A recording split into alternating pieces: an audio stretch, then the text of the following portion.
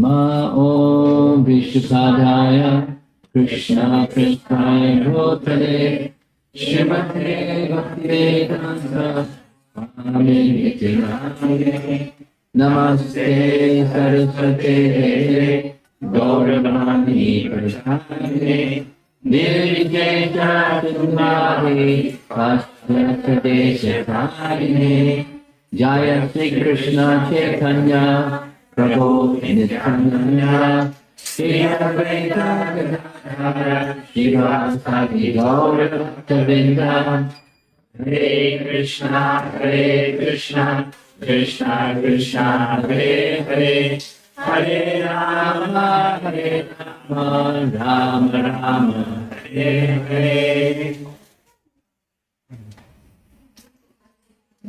Couple quick things.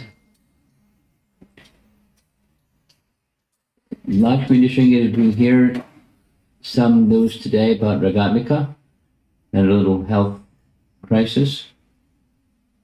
I was in election before here, and she was like one of the first ones with her hands up, very bright and energetic and full of life. And this morning, or last night or something like that, some kind of stroke, and she lost her ability to speak and a few other things.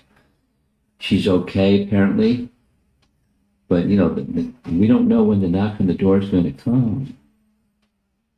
Very healthy, carnivore, and knock.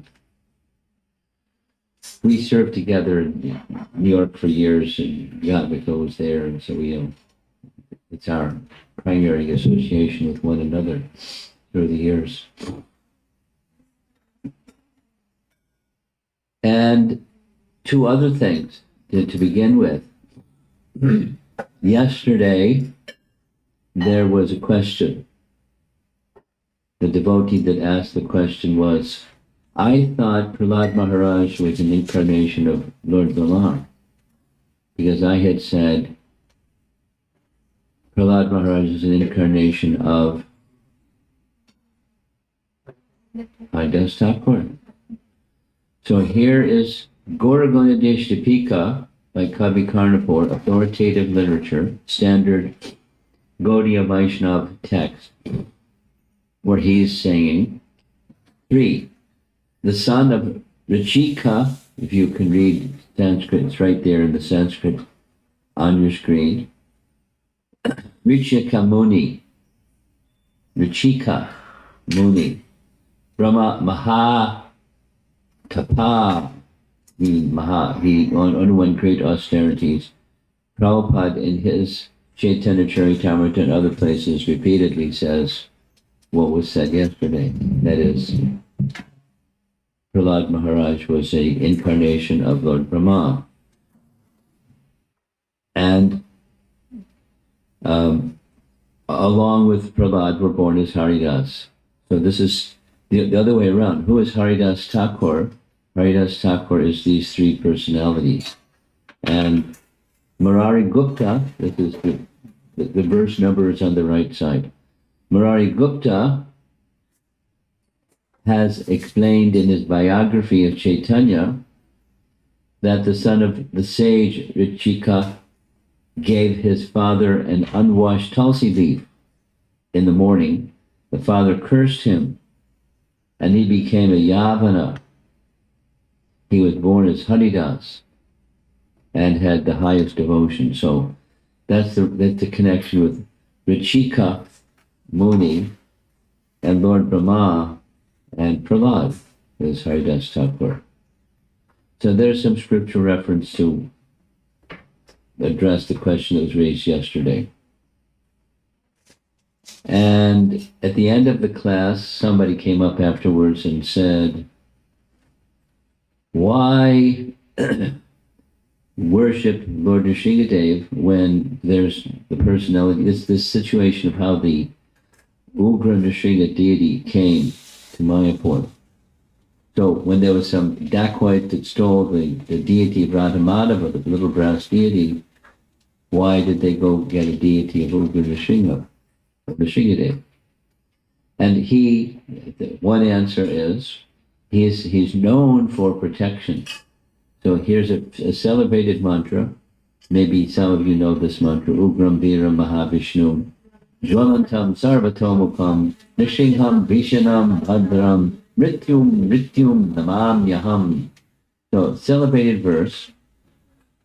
And here's the translation. So the Ugram and Viram, ferocious and heroic. I bow down to Lord Nṛsiṁha, who is ferocious and heroic, like Lord Vishnu. Of course, there's different translations. This is one. He is burning from every side. Jwalantam Sarvato Mukham. He is terrific, auspicious, and the death of death personified. And one detail I remembered this morning after being asked that question, there were devotees that went from Mayapur by train to South India to visit a celebrated deity carver, an area in South India where deities are carved. If my memory, Lakshmi, you'll probably remember whether this is correct or not. My memory is that Bhavananda on the way in his sleep, he had a dream, and the dream was the form of Ugra Nṛsiṁha. So when they met the Murti Maker, he told the Murti Maker they wanted a deity Nṛsiṁha with this feature. He said, oh, Ugra Nṛsiṁha. And then the rest of the story was the same. So Nṛsiṁhadev appeared in the dream of one of the devotees that were going to the Murti Maker. And the rest of the story you heard. This particular mantra, one of it's mentioned many places, but the Nṛsiṁha Tapani Upanishad is the source. So that's a little back homework from yesterday. Maharaj, the devotee who asked that question, she just came in. Okay, well, now she knows the answer. She missed it. You missed it. You came in late again. You can hear from the others what they say. Yeah. With the recording. Okay, good. So now we're ready for text number 3. We really cruised yesterday, verses 1 and 2, with a lot of background. Now we're going through 3 through 7 this evening. And you see in the color-coded text on the screen here, kupitam, extremely angry. Thereafter, Lord Brahma requested Prahlāda Maharaj, who was standing very near him, my dear son, Lord Nṛsiṁhadev is extremely angry at your demoniac father. Please go forward and appease the Lord. So, it's a mandate, a direct, it's a request, but it's an instruction from a superior. He is a little boy. And Lord Brahma, the first personality in the whole universe, is requesting. So he can't say no. And there's, of course, this celebrated BBT painting. It's a little bigger what goes on the left side, but there's Lord Brahma making the goddess of fortune towards the left part of the painting, and big stairs and little pieces of Pranyakashiku's body strewn here and there. And there's little Prahlāda going up the steps at the request of Lord Brahma. Text number 4. Anjali, in big red letters there.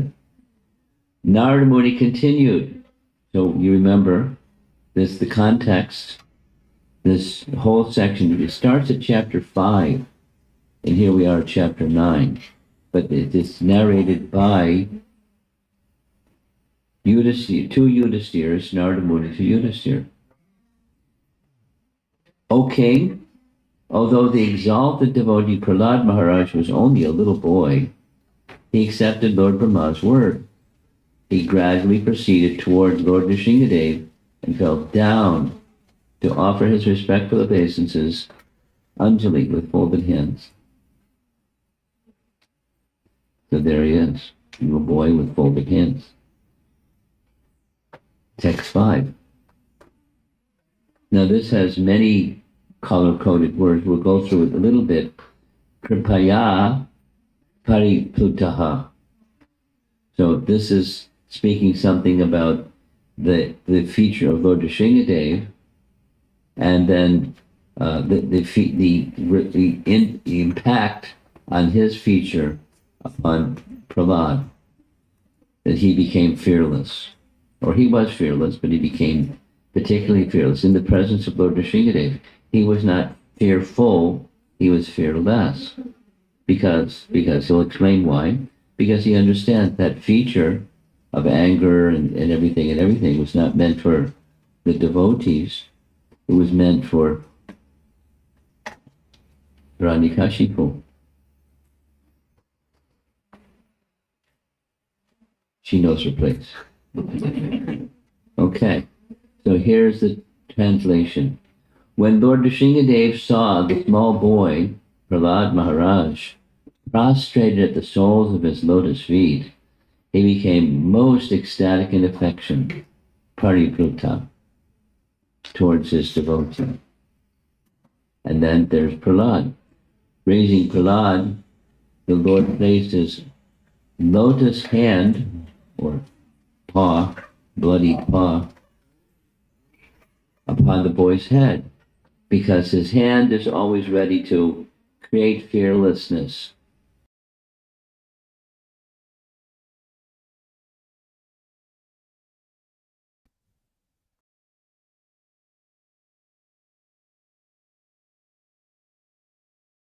The commentaries by our acharyas and by Prabhupada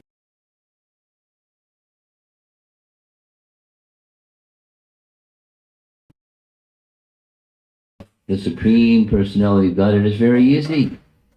It's not at all difficult. Here we see the example, Prahlāda Maharaj, a 5-year-old boy. Being a devotee, he only knows the Supreme Lord, and he offered his obeisances. That is his qualification. Anyone can do that. Anyone can come here in the temple and offer obeisances. What is the difficulty? Simply one must have the sense that here is the Supreme Personality of Godhead, Krishna, or Nṛsiṁhadev, or any one of his multi-expansions. Quite simple. Right, Paul. Good to see you again.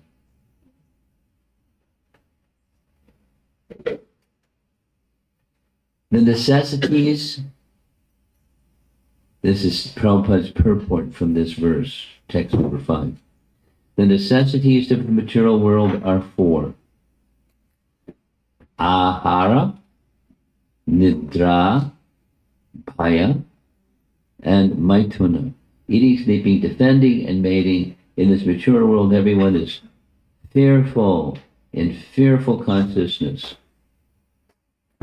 Samudvigna dhyam, sada samudvigna. So this is, again, it's Prahlāda Maharaj speaking, but in 4 chapters earlier. This is referenced in the purport of this chapter 9, text number 5.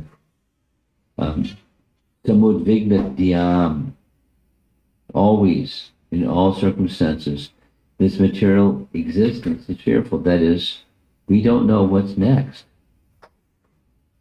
I mean, amplified in the modern circumstance, well, speaking politics, there's some people in leadership positions in the world that are, what? And what's next? God only knows. I don't think they know, but God only knows. I won't go too much into that. Completely brazen. And so it's a fearful place. And what's next? You don't know. Like Rukamika. I mean, she was fine. We don't know. We don't know. We don't know. But there's something that's known, and that is when there's a connection with the Supreme Person, that's not taken. Even if death comes, that's not taken. So these four material situations, the only means to make everyone fearless is Krishna consciousness. Sounds dogmatic, right? There's got to be something else. You can't say the only thing, but it's the only thing. The reality is the only thing. And the reality is Krishna consciousness. Other than Krishna consciousness, it's not reality. There's something, we discussed this a little bit yesterday, the reflection of an object. The classic is you put on your tilak. You're not putting your tilak on the mirror, you're putting your tilak on your forehead. Or, here's an apple, here's a mirror, and you can show in the reflection of the apple in the mirror, there's an apple. Looks just like an apple. That's like the apple that you're holding up in the air. But there's no substance. You can't get any nourishment from the reflection. And just turn the mirror a little bit, the reflection's gone. It's no longer an apple, or the reflection of an apple. So what's the substance of things that are of this world? There's no substance. It appears to be, but there's no substance. And so many examples. A mirage. It appears to be. It certainly appears to be. And maybe in this part of the country, there's so much water bodies all over the place here, Florida. But you go to other places and stretches of land, and you look out at a certain time of the day, and it looks like there's water. But there's no water, it's just a reflection. Etc. This world is a reflection of the spiritual world. There was a question yesterday. Someone raised a question about Saraswati, but then there's the Saraswati who became the consort or wife of Lord Brahma, and then there's the prototype of Saraswati, or the internal potency Saraswati that's of Krishna's Swarup Shakti in the spiritual world. As above, so below. So this below is there's no substance. So there is such a thing as fearlessness, but it's of the spiritual realm. And what is connected to the spiritual realm? That's the realm of fearlessness, or Vaikuntha.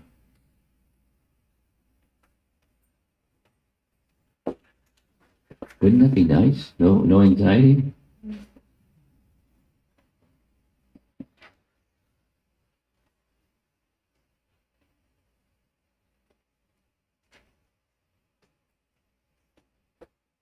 You just locked the door?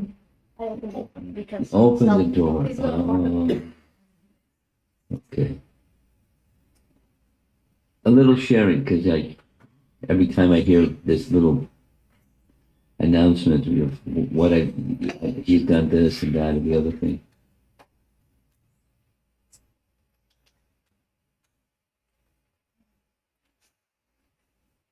I want you to hear this. Okay. From time to time, I visit universities, like a lot. And usually, they ask a question, what topic would you like? So I've learned over time, don't just say what I'd like. Give them a little menu, some options.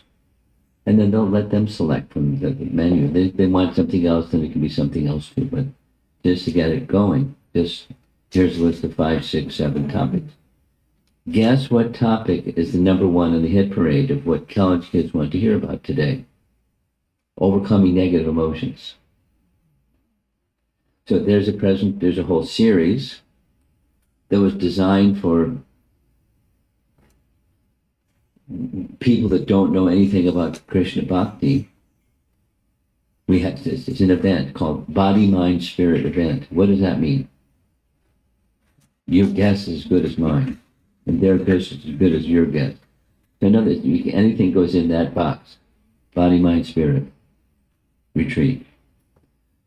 So one of the themes of that was art of meditation, overcoming negative emotions.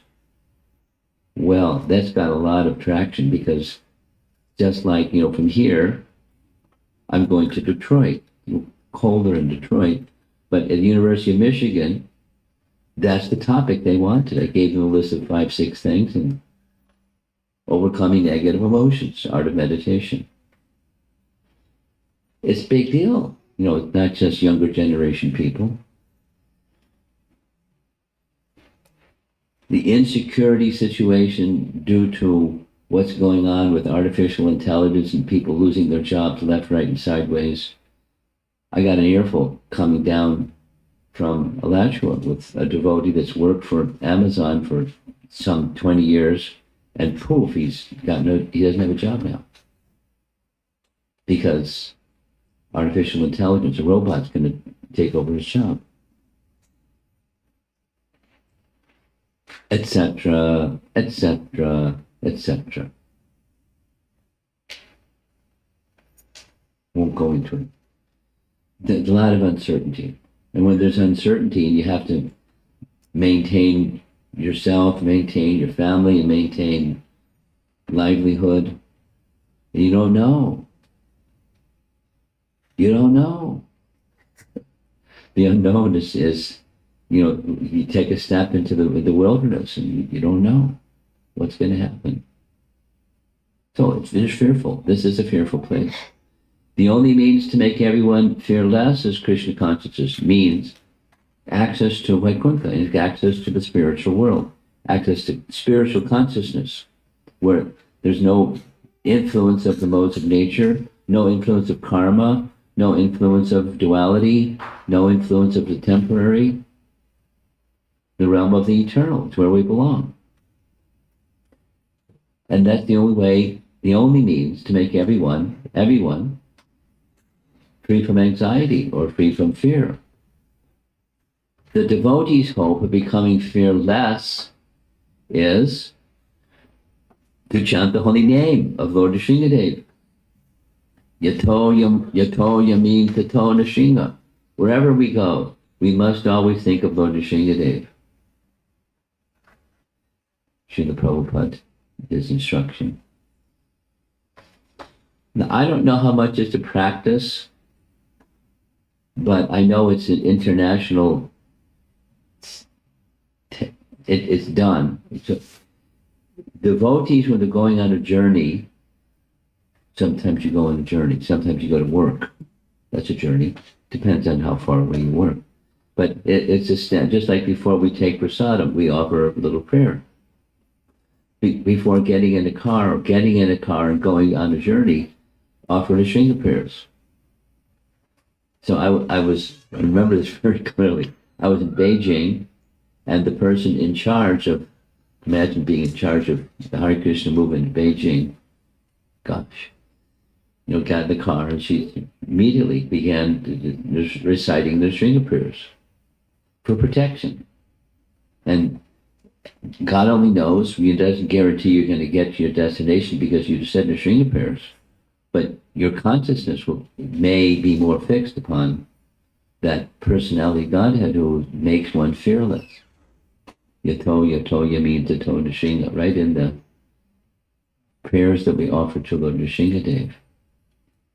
Kritabhyam, Vishwanath Chakravarti Thakur, means from this verse, His hand which creates fearlessness.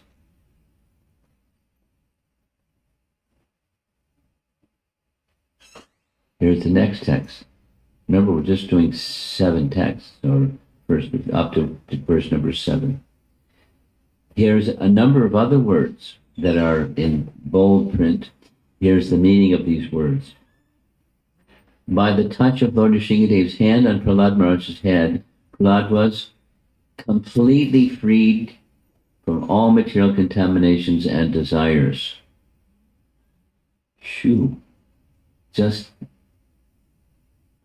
completely free from all material contaminations and desires. It's not like he was abundantly filled with material contaminations, but any residual anything, completely gone. Completely gone. As if he had been thoroughly cleansed, therefore, he at once became transcendentally situated. Paratma darshanaha. And all the symptoms of ecstasy became manifest in his body, his heart filled with love, his eyes with tears. And thus he was able to completely capture the lotus feet of the Lord within the core of his heart. Samadhi. Material, gone. Spiritual, concentrated. And heart, his body burst open with tears, trembling, everything. And the personality of Godhead, Nṛsiṁhadev, in the core of his heart. Text 7. Prahlāda Maharaj fixed his mind and sight upon Lord Nṛsiṁhadev with full attention in complete trance. With a fixed mind, he began to offer prayers and love with a faltering voice. A little boy. That's a very nice painting. Lord Nṛsiṁhadev is looking at him, he's looking at Lord Nṛsiṁhadev, and that's all they see is one another. The word susamahita means very attentive or fully fixed. The ability to fix the mind in this way is a result of yoga siddhi, mystic perfection. As it is stated in Srimad Bhagavatam 12:13:1, Dhyana avastita tadgartena manasa pashyanti yam yogina. Prabhupada liked to make reference to this, and it's very simple. A real yogi is one who is able to fix his mind upon the Supreme Personality. You've got dhyana, dhyan yoga, chapter 6, Bhagavad Gita. Dhyan yoga, dhyanavastita, so situated in trance. Tadgatena manasa, pasyanti yam yogina. One attains yogic perfection when he is freed from all material diversions and his mind is fixed upon the lotus feet of the Lord. This is called samadhi, or trance, taken from the purport of this verse. So that was pretty quick. You know, he was in the fast lane. He went right from being a little boy in the school of asuras and fixed in trance. Of course, he had some qualification. He had such qualification that even how did let's see, test the remembrance of some of the senior devotees here, or younger devotees also.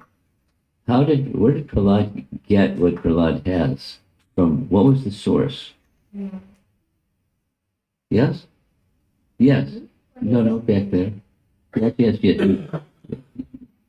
When he was in the womb of his mother, and when Narada took him to his ashram, when he was reciting the verses, Prahlāda heard all those verses inside of him. Yeah. Very good. Very good. You probably heard that from Daddy, right? His name is Nṛsiṁha. Yeah, I know. I know very well. I'm just pulling his leg. So, I don't remember what happened when I was in my mother's womb. Probably stuff happened, but I don't remember. And I don't remember, I don't remember lots of things. But Prahlāda had, so it's a feature that was gifted to him, as other things were gifted to him by the personality of Godhead. And those gifts were given through the agency of a representative of the personality of Godhead. Because how did Narada know to tell Indra, no, don't harm the child in her womb when the child is born. Within her womb is a great personality. How did Narada know? No, how does a great personality know what a great personality knows? How does anybody know anything? No, he had a gift. Narada had a gift from the personality of Godhead. He could understand things that other people can't understand. So he passed on all of that to Kayadu and to the child in her womb. Kayadu forgot. You know the answer to that one also? Why did the mother forget and Narada and Prahlāda, Prahlāda remembered? You know the answer to that one? I'm going to call on to people. Anybody want to volunteer an answer? I think it's just 2 + 2 = 4. It's really simple. Go ahead. Huh? She fell asleep while he was Because what? speaking. When Narad Muni was speaking Harikatha, Yeah. Kayadu fell asleep, but the child in the womb was still asleep. But she heard. I mean, it was, how long was the child in her womb? For the duration of Hiranyakashipu doing those austerities, it wasn't just like a few minutes. It was a long time. It wasn't just she fell asleep. It was when she went back, and therefore that's when the child was born, when she went back. In the association of Hiranyakashipu, she was attached to Hiranyakashipu, and that attachment brought about her forgetfulness. What does Krishna say in Bhagavad Gita about remembrance, knowledge, and forgetfulness? He says he's the source, right? You know the verse? Sarva shishaham vriddhi sanivishto matasmatir jnanam apohanam cha. So Krishna's the source from within the heart. And, she wants to forget. Okay. Cover her with forgetfulness. Prahlāda wants to remember. Okay. Here's remembrance. And the whole process of Krishna Bhakti is to remind us of that which we have forgotten. One of my favorite Prabhupada stories, I'm going to tell you, one of my favorite Prabhupada stories. The source of this is Satsvarup Maharaj. And Satsvarup Maharaj was at 26 Second Avenue when it all began. And when it all began, it was like, 3 nights of the week, a handful of people, or, then slowly the room started to fill up. And it was kirtan, lecture, kirtan, prasadam. Lots of kirtan, and some talk. And as they went on, it became lively. And so lively that without Prabhupada prompting them, some of the devotees started standing during the kirtan and dancing. And then it became a thing, dancing during kirtan. And dancing during kirtan increases ecstasy. Try it. And dancing during kirtan increases ecstasy. Prabhupada once said, supposing someone asked, what if you're not feeling ecstasy? What should you do? He said, dance. Because by dancing, the ecstasy will come. So they were dancing. And then at a certain stage, this is Satsvarup Maharaj telling this chronology, Brahmananda, big devotee, big-bodied devotee, and the leader of that place, suggested to Prabhupada one day, is it okay if we can take what we're doing here in the storefront out into the public? Prabhupada, I was just waiting for you to ask. And the way that it was narrated to me was, Prabhupada said, but you must get a permit because we don't want to have a problem with the police. Because this was like completely new. So they got a permit. They got a permit at Tompkins Square Park. to go from 26 Second Avenue, they had to walk down 8th Street and they went to the park. When they got in the park, they sat under an elm tree. You've seen the picture probably. Big, tall tree, there's a church in the background. And it's a nice place for kirtan. So they did the same thing that they did in the storefront, 2 or 3 hours of kirtan, with sometimes devotees standing and dancing. And though Tompkins Square Park isn't like a really populated, busy park, but it's in the city. And so a lot of people gathered. And the gathered people were wondering, what's this?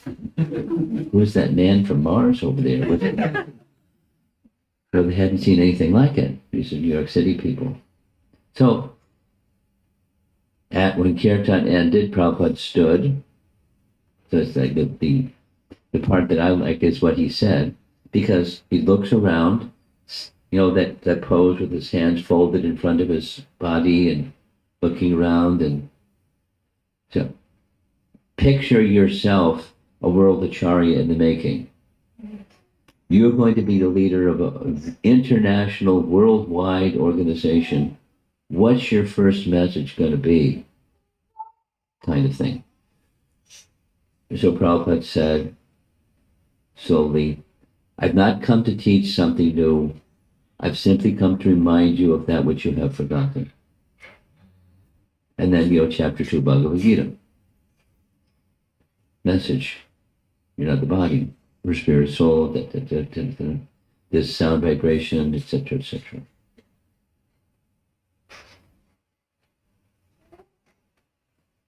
So, when there's no material diversions, this state of samadhi, dhyana avastita tadkatena manasa pashyanti yam yogina, it comes about through sound. And when sound is nicely heard and nicely vibrated, then the coverings become removed. And as it happened already with Prahlāda, just by the touch of the hand of Lord Nṛsiṁhadev upon his head, all coverings removed. So what's left? Krishna consciousness.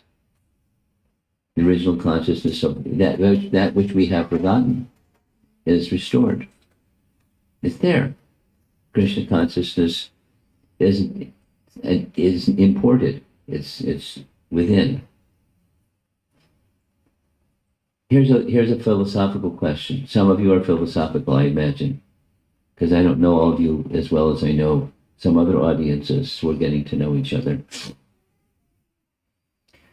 A and B, and there could be a C also. A, Krishna consciousness is already within. Nijasiddha Krishna Prema Sadhya Kambunai Shravanadi Shuddha Chitte Karayayuda. So Krishna, not just Krishna consciousness, but Krishna Prema is already within. So it's already there. Or you have to receive it. You have to receive the seed of bhakti from a bhakti giver, a seed of bhakti giver, a representative of Krishna. So you can receive the seed of bhakti and then sow the seed of bhakti in your heart and grow Krishna bhakti. So is it A or is it B? It's already there, or it's something you have to receive? Is it intrinsic or inherited? Intrinsic. Huh? Intrinsic. So here's someone else want to vote for the other B. Forgotten and some. Huh? We have forgotten, but it's intrinsic. Okay, but then what's this Bhakti Lata Bij? What is that? What is that you receive? Because without the Bhakti Lata Bij, forgetfulness is our life. And how long can that last? Who knows how long? Lifetime after lifetime. So how do the two fit? Whoa. Just wait a minute. Raise your hand so we don't have 6 voices speaking at the same time. Mataji, you speak. Yeah. Maharaj, I think number 2, the Bhakti Lata Beach is important. It is number one, and that is important. Once that is there, the first option that you said, it's already there within us. It will serve as a nourishment to the seed by remembering the forgetfulness. By remembering the forgetfulness. Wait a minute. I mean, Try it again. Choose your words carefully. You said option one, option two, right? Option one. Yeah, that's the discussion. Yeah. So I stick to option two, that from Bhakti Lata Bij the Bhakti comes. Bhakti becomes awakened. Yeah. Okay. Would you like to add to that? Go ahead. You had your hand up, yeah.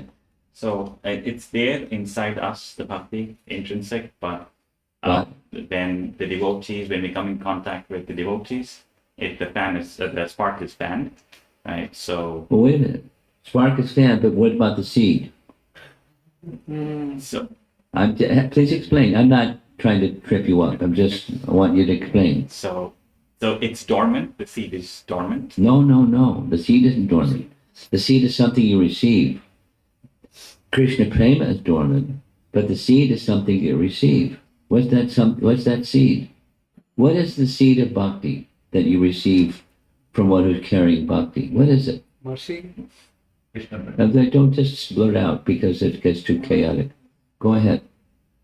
I just want to say, just like in a wood there is fire, but we have to light it up outside from something. Huh? So similar to that, but blame is there, love is there for Krishna, but we need something actually to come it out. That's a very nice comparison. Very nice. Let's say it again. In wood, there's fire.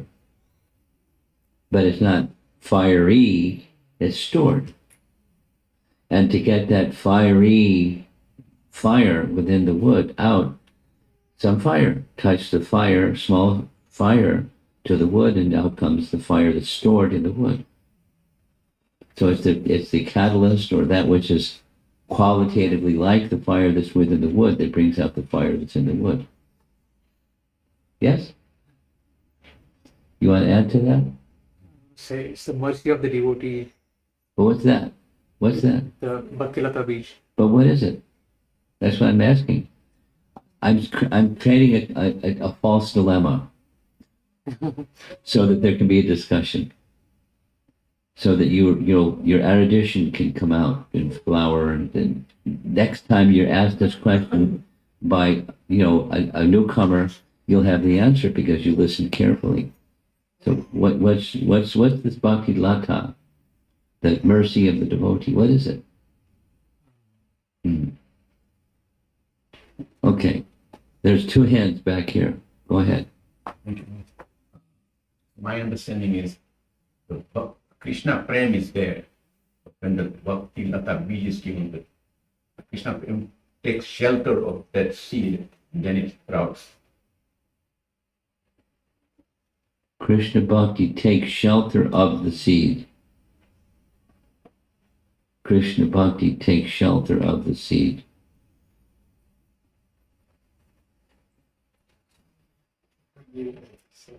You want to add something? Because then Lakshmi Sringa is going to solve this artificial dilemma.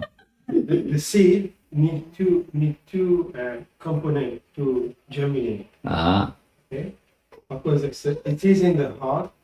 Bhakti is there, yeah. but it's dormant. But But somebody who already carrying bhakti, when they come, it's like watering the seed. yeah, He come and give the bhakti that he has carrying in his heart, which is already awakened, give it to the devotee. Then it's like watering the seed. Then this bhakti that is there, awakens.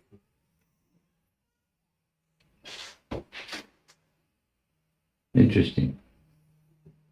Lakshmi Sringa, you want to resolve this false dilemma? I don't know if I can resolve it. I can just more or less repeat pretty much what you said in terms of the Krishna Prem is there. The Bhakti Lata Bija is the seed or the spark or that which germinates Yeah, coming from that person who has it. yeah, You know, they don't give the tree All they need to do is spark by virtue of their association, and by their association, that's mercy, because we may or may not have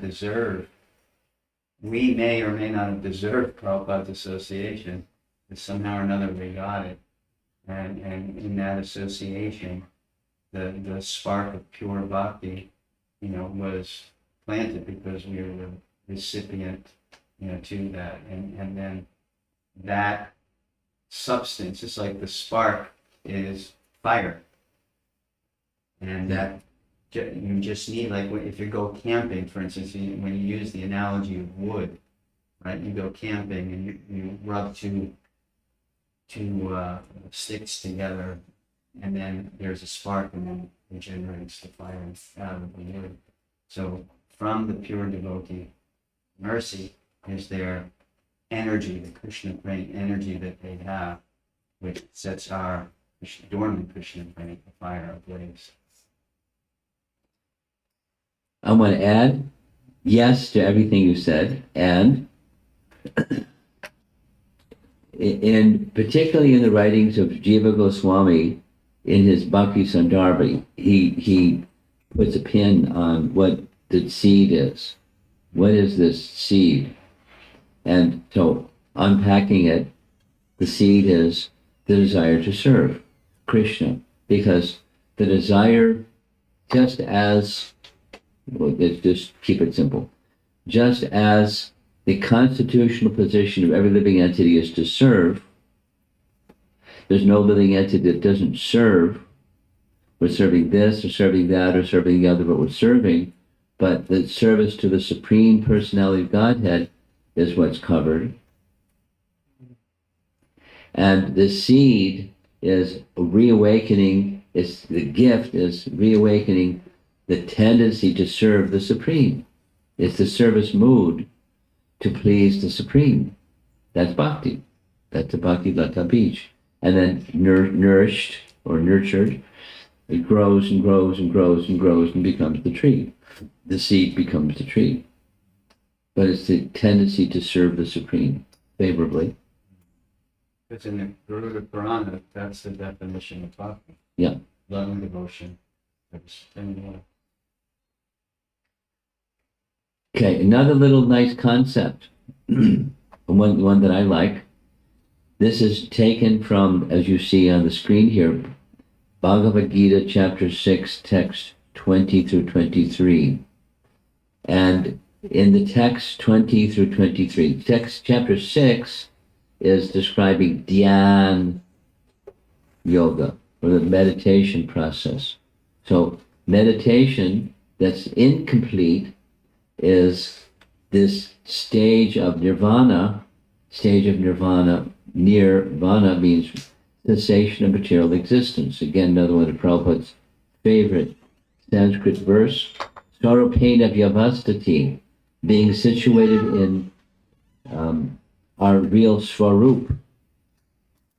Real samadhi is not just cessation of material existence, but it's what our real life is. So we'll just do it again. This is Prabhupada Swami sharing what Jiva Goswami writes. So it's simplified. But in Tattva Sandarbha,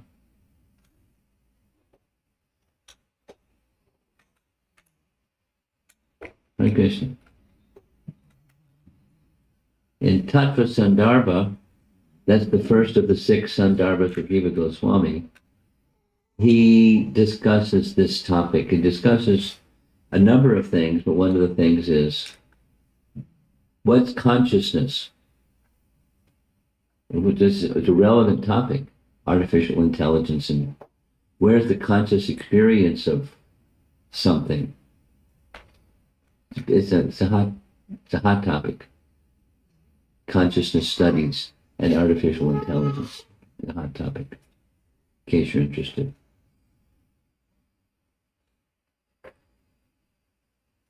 So Jiva Goswami explains that Buddha's teaching is that consciousness is He doesn't say there isn't a soul. He doesn't say there is a soul. He says consciousness is the moment. And he uses Buddha, according to Jiva Goswami, Buddha uses the term chitta or consciousness. And in consciousness, so it goes like this. The root cause of suffering, this is Buddhism. The root cause of suffering is desire. And the way to become free from suffering, become free from desire. How do you become free from desire? Two. One. One of the two is live a life of goodness, starting with non-violence or ahimsa. That's the starting point. It's not desirelessness, that's also desire. But live a life of goodness. And then second, while you're living that life of goodness, practice meditation. Or meditation on what? Being in the moment, mindfulness. You know, you've probably heard these terms. That's where the whole concept of mindfulness comes from. It's Buddhism, or Buddha amplified it and became popular. Mindfulness. So mindfulness says, Buddha says, there's no past because it's gone. There's no future because it hasn't happened. All there is the moment. So be in the moment, be in the moment, be in the moment, be in the moment. And when you get really good at being in the moment, what happens? You can go beyond the moment. And what's that? Nirvana. What's that? Cessation of material existence. So when you cease material existence, what's there? Nirvana, enlightenment, nothingness. That's the goal. Nothingness. Lovely, huh?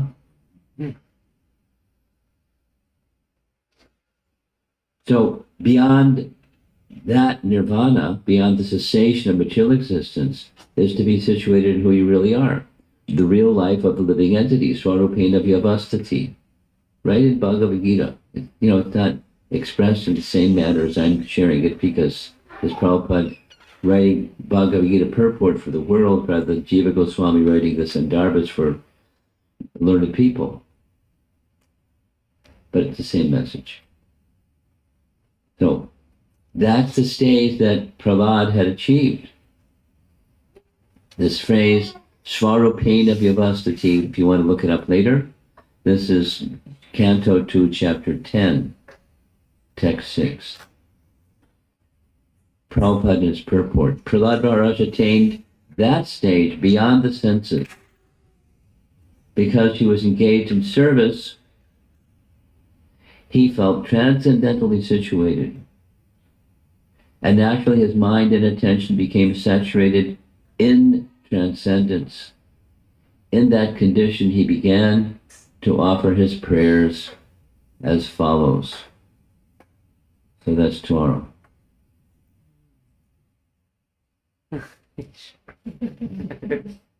Will you be around tomorrow? I'm sure. Front row, too. You and your friend. Front row. Are you guys the same age? You're a little older. What's your age? 13. 10. Not so big difference. He's a little taller and from my perspective, you're the same. You're close to the same age at least. Okay. So we just covered 4 verses. 3, 4, 5, 6, 7. 5 verses in these prayers of Prahlāda. And he hasn't even begun his prayers yet, but that's starting tomorrow. Now, we had a lively discussion yesterday. Let's see what happens today. Any comments or questions? Yes? Maharaj, thank you very much for the wonderful class. Thinking about the fearlessness. I don't think your speaker is on. Yeah, it is. Okay, good. So we were talking about fearlessness. So I was thinking about that Ramayan's emperor verse, Tava Asmi, when Ram says that if you just say once, I'm yours, then you will have fearlessness, grand fearlessness. So can you elaborate the fearlessness here and the Ramayana, like how they tie together? Well, if you have shelter, it's a negative.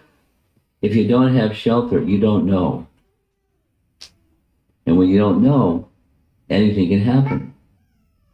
Wait a while, and sure enough, anything can happen.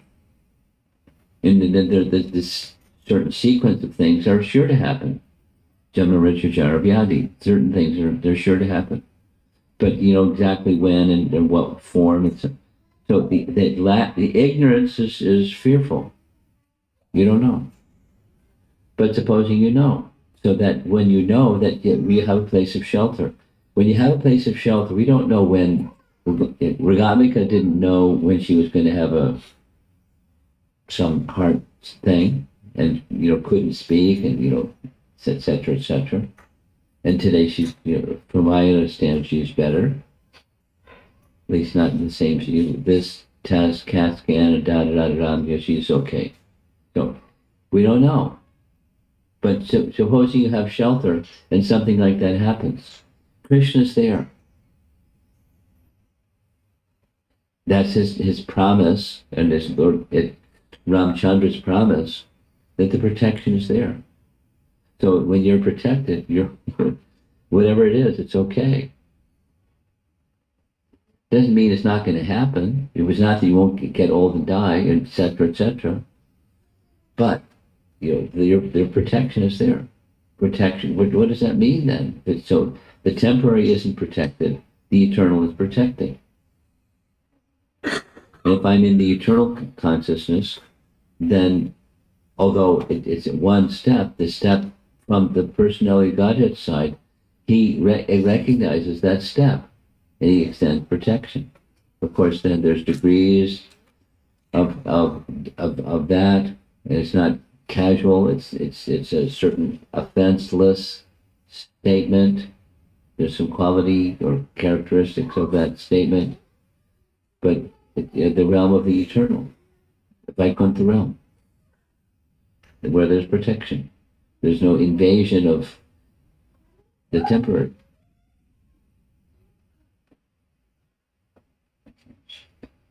Yes.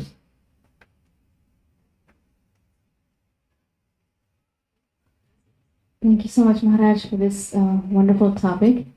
I like the thing that you mentioned about this material world being an illusion, a mirage.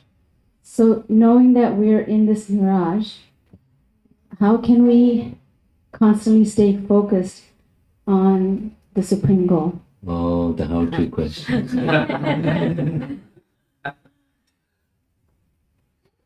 Chant defenseless rounds. Do you like that answer? That's easy. Chant defenseless rounds. Okay, but but the process of bhakti, and how does the process of bhakti awaken? By association of those who have it. But water everywhere, but not a drop to drink. There's bhakti, but it's not unmixed bhakti. Where do I find this unmixed bhakti so I can get to the stage where, the fearlessness is what I'm experiencing? It's cultivation and being in service, in mindful service of those who are in that situation. Fortunately for all of us, we have our founder Acharya was replete in the exhibitions of having that qualification. And then each one of us becoming a sincere follower of that personality can carry bhakti to that extent also. So therefore we cultivate. So that's the sadhu sangha principle. That's just expanding of the sadhu sangha answer. Find sadhus and serve the sadhus. Yes, Lakshmi? It's interesting. What really caught my attention when you brought in Lord Buddha and the concept of nirvana, because on Tuesday, so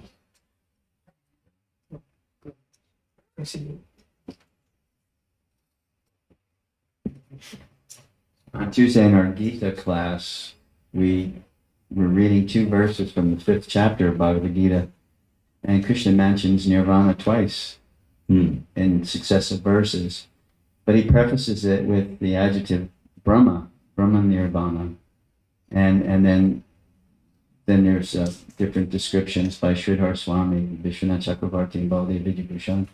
What is Brahma nirvana to the devotees? And we see with Buddha, it's nothingness. With Shankaracharya, it's Brahman. Somethingness. Yeah. It's oneness. And from the Vaishnava perspective, we add God, or the Supreme. It's liberation in the Supreme. That's the concept from the Vaishnava. That's where the train's going. All aboard. Next to you. Hey, that's easy question, a simple question, but I'm kind of confused. We always hear that pure devotee is fearlessness. He doesn't have any fear. And Krishna says, when you surrender unto me, do not fear. Krishna says, surrender unto me. My question is a person conditioned until the time he becomes fearless?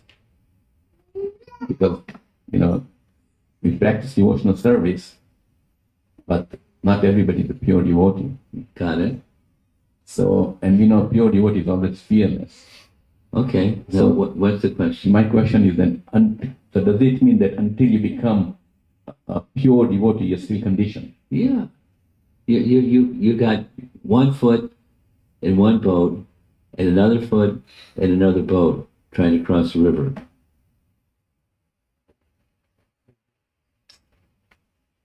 You follow? I don't. It's quite difficult though. Yeah.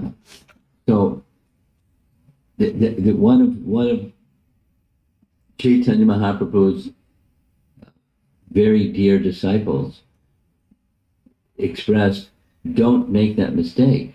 But we make it, that's our condition, all of us. We're not completely, with 2 feet in one boat, the transcendental boat. Why is that? We still have affinity for the temporary of one kind or another kind or combination.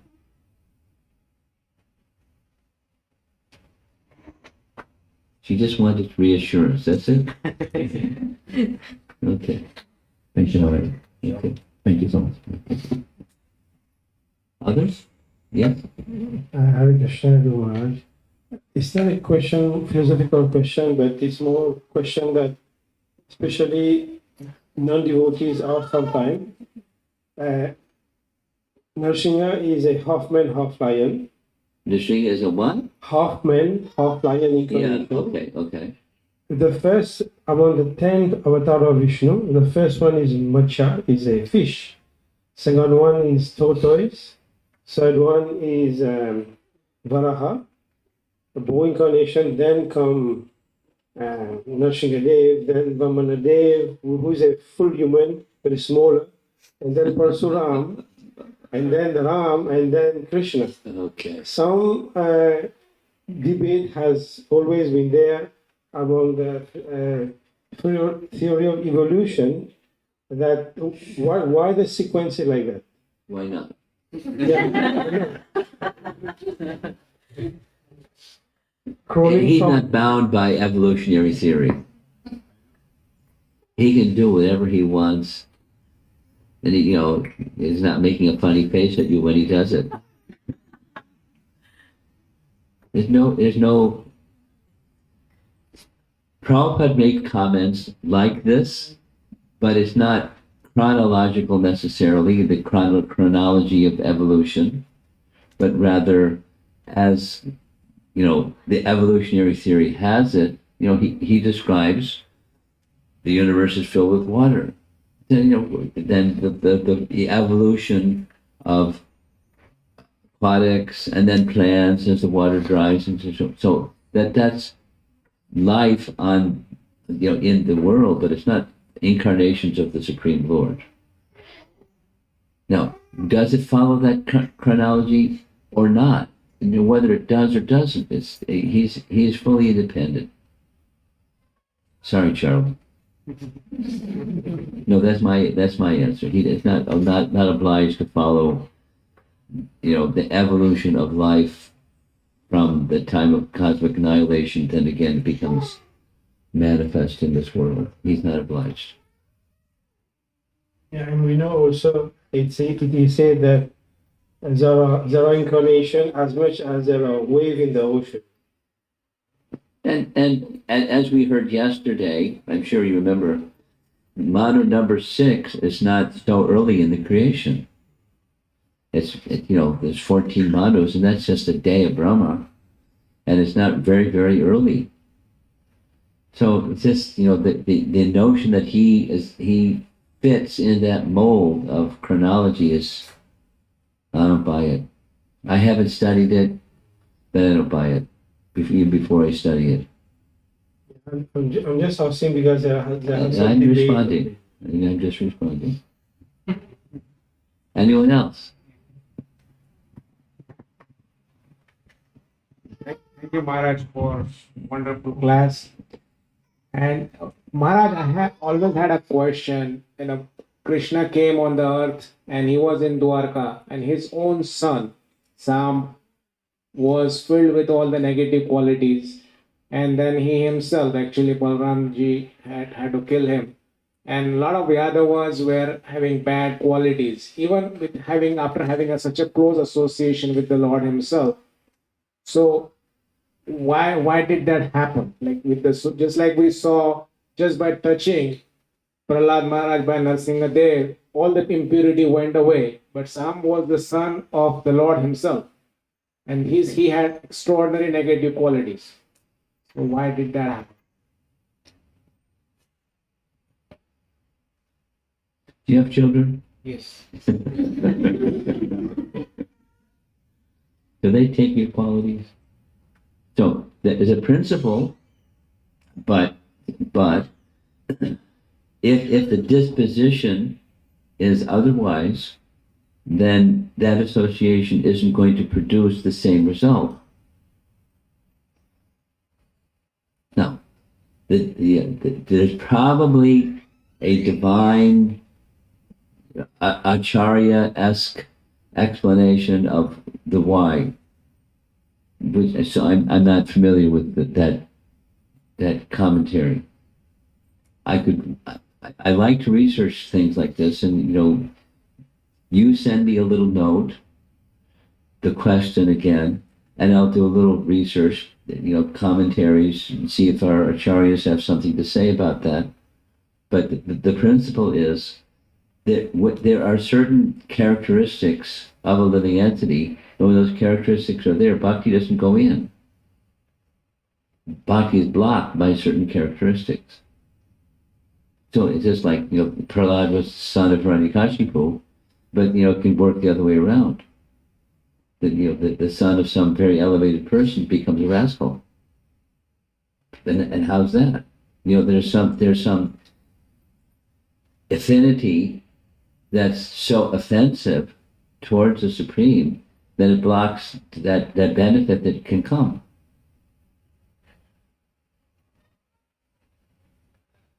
And therefore, Krishna had to kill some demons, a whole bunch of them. Cousins.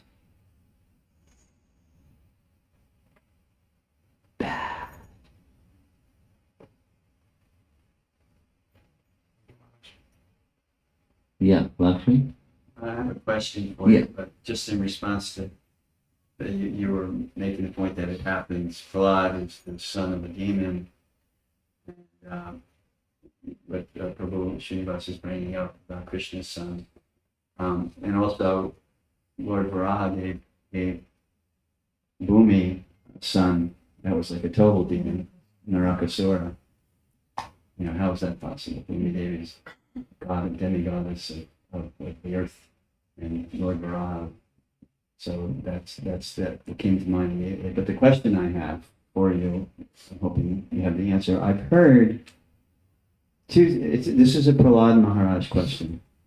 That Prahlāda Maharaj, according to the Acharyas, Vaishnava Acharyas, that he's Nitya Siddha. But I've also heard a story that apparently comes from the Nṛsiṁha Purana, although I've never read it, and I'm hoping maybe you have read it or have dealt with the question before. That in Prahlāda Maharaj's previous life, he was a king or a prince, that he was kind of had a sinful nature, and he went off to the woods and with a damsel and cleared this area where they had intimacy together, and because that area happened to be an old Nṛsiṁha temple, then he received the benefit of becoming Prahlāda Maharaj. So I'm trying to understand how he can be Nitya Siddha according to our acharyas, and that story. Is that story a misinterpretation or coming from another sampradaya? Have you ever come across this? My memory is, you're a senior citizen too. And that's one of the things that goes, memory. So I certainly remember hearing such a story, and my experience is such stories often come from Garga Samhita, not from the Nṛsiṁha Purana, but from Garga Samhita. And our Vaishnava acharyas look lightly at Garga Samhita stories. It sounds like. I have the Garga Samhita. Yeah, so it doesn't take a front seat on your bookshelf. It's way over there, and it's specious. It's uncertain. What's in Garga for me, from what I've heard from acharyas and read elsewhere. So that's a homework assignment I can take up.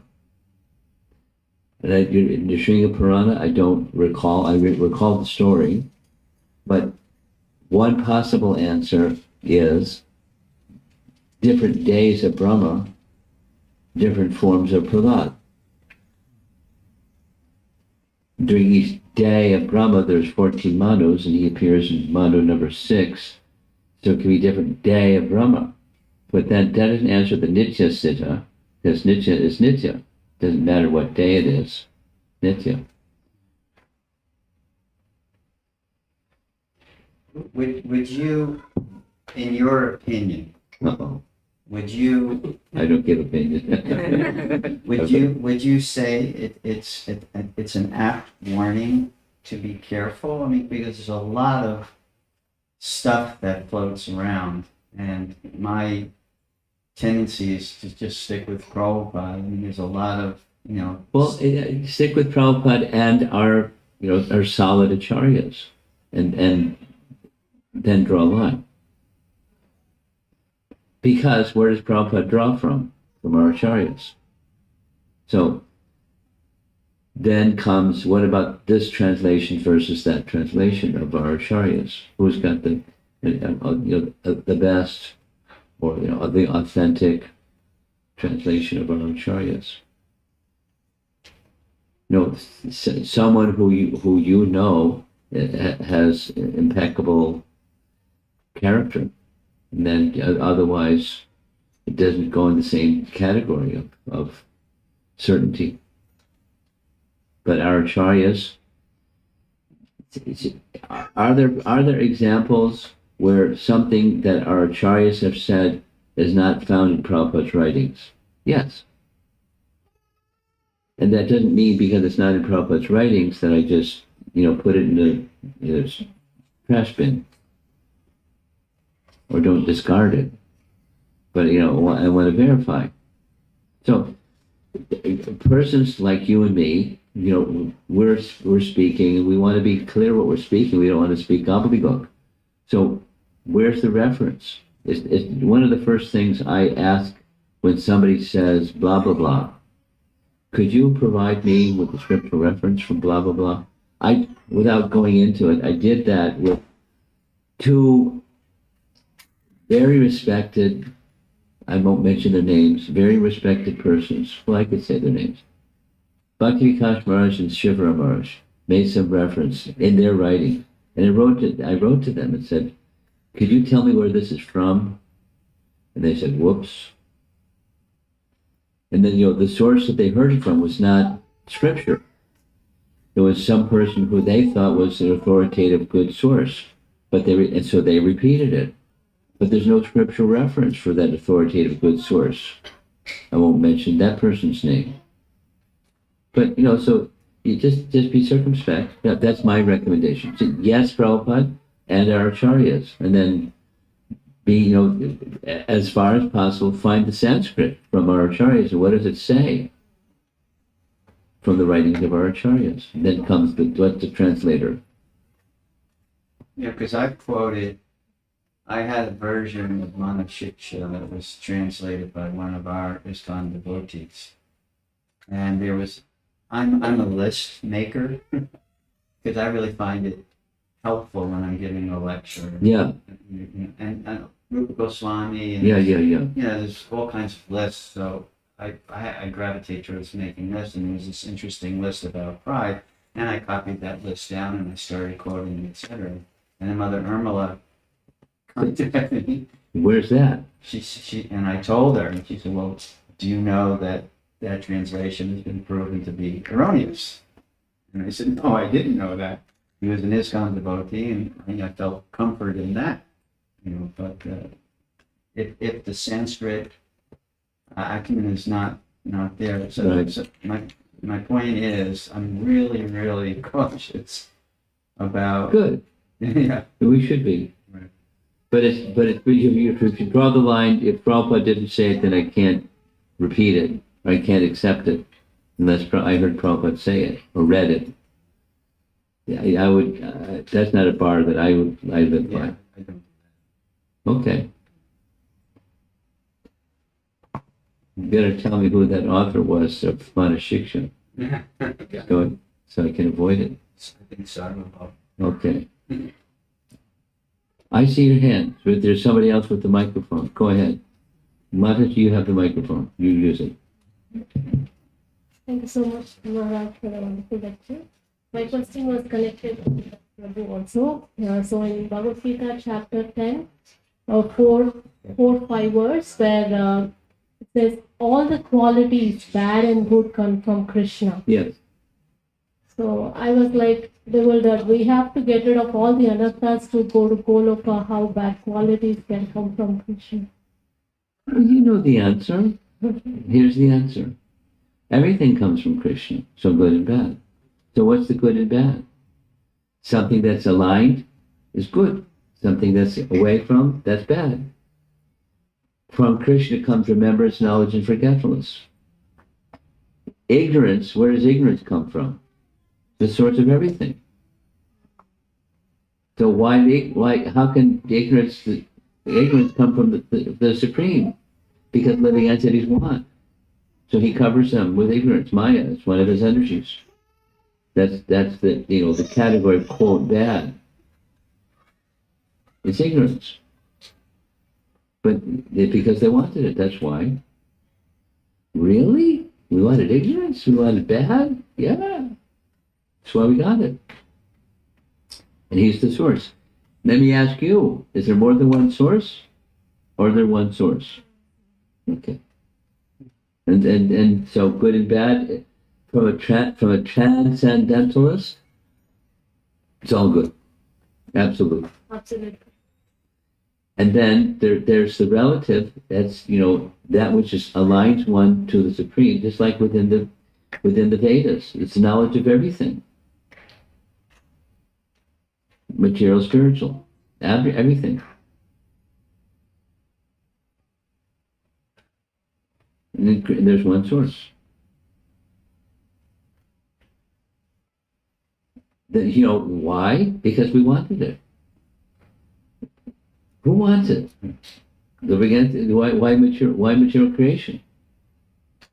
And then you list the bad things in the material creation. It's like a big long list.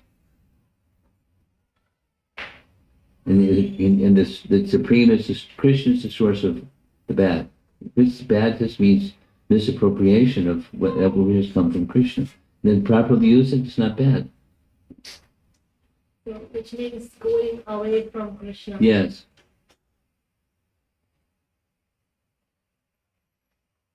Thank you, Maharaj.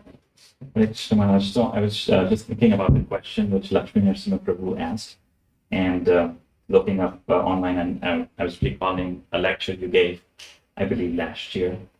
So Prabhupada in his lecture in Mayapur on this canto.